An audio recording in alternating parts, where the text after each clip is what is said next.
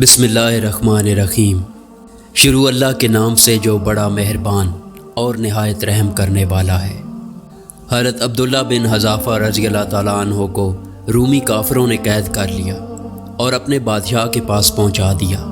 بادشاہ نے آپ سے کہا کہ تم نصرانی بن جاؤ، میں تمہیں راج پاٹ میں شریک کر لیتا ہوں اور اپنی شہزادی کو تمہارے نکاح میں دیتا ہوں۔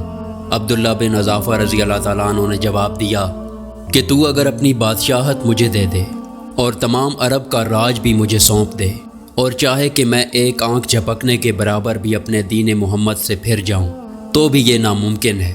بادشاہ نے کہا پھر تو تجھے میں قتل کر دوں گا۔ حضرت عبداللہ بن حذافہ نے کہا ہاں یہ تجھے اختیار ہے۔ چنانچہ اسی وقت بادشاہ نے حکم دیا کہ انہیں صلیب پر چڑھا دیا جائے اور تیر اندازوں نے قریب سے بحکم بادشاہ ان کے ہاتھ پاؤں چھیدنا شروع کر دیے۔ بار بار کہا جاتا کہ اب بھی نصرانیت قبول کر لو اور آپ پورے صبر و استقلال کے ساتھ فرماتے جاتے کہ ہرگز نہیں۔ آخر بادشاہ نے حکم دیا کہ اسے سولی سے اتار لو اور پیتل کی بنی ہوئی دیگ خوب تپا کر آگ بنا کر لاؤ۔ چنانچہ وہ پیش کی گئی۔ بادشاہ نے ایک اور مسلمان قیدی کی بابت حکم دیا کہ اسے اس میں ڈال دو۔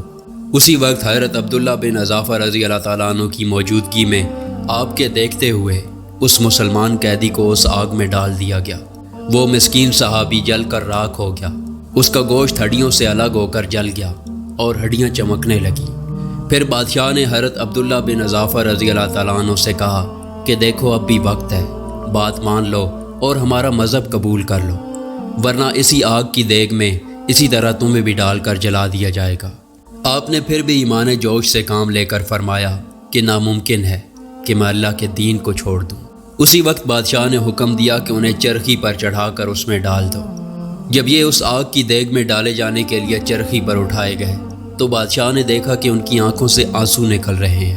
اس وقت بادشاہ نے حکم دیا کہ رک جاؤ اور ان کو اپنے پاس بلا لیا، اس لیے کہ اب اسے امید بندھ گئی تھی کہ شاید اس عذاب کو دیکھ کر اس کے خیالات بدل گئے ہوں اور میری بات مان لے گا اور میرے مذہب کو قبول کر کے میرا داماد بن جائے گا اور میری سلطنت کا ساجی بھی بن جائے گا۔ لیکن بادشاہ کی یہ تمنا بے سود نکلی۔ حضرت عبداللہ بن حذافہ رضی اللہ تعالیٰ عنہ نے فرمایا کہ میں صرف ایک وجہ سے رویا تھا کہ صرف ایک جان ہے جو میں اللہ کی راہ میں اس عذاب کے ساتھ قربان کر رہا ہوں۔ کاش میرے پاس ایسی ہزاروں جانیں ہوتی تو آج وہ ایک ایک کر کے اللہ کی راہ میں فدا کر دیتا۔ بعض روایات میں ہے کہ آپ کو قید خانے میں رکھا گیا اور کھانا پینا بند کر دیا گیا۔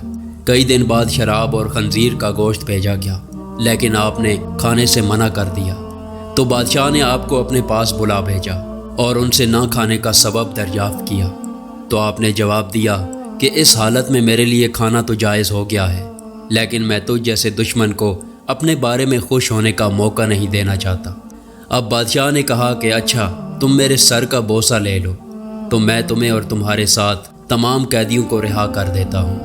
آپ نے اسے قبول فرما لیا اور اس کے سر کا بوسہ لے لیا اور بادشاہ نے بھی اپنا وعدہ پورا کیا اور آپ کو اور آپ کے ساتھیوں کو چھوڑ دیا۔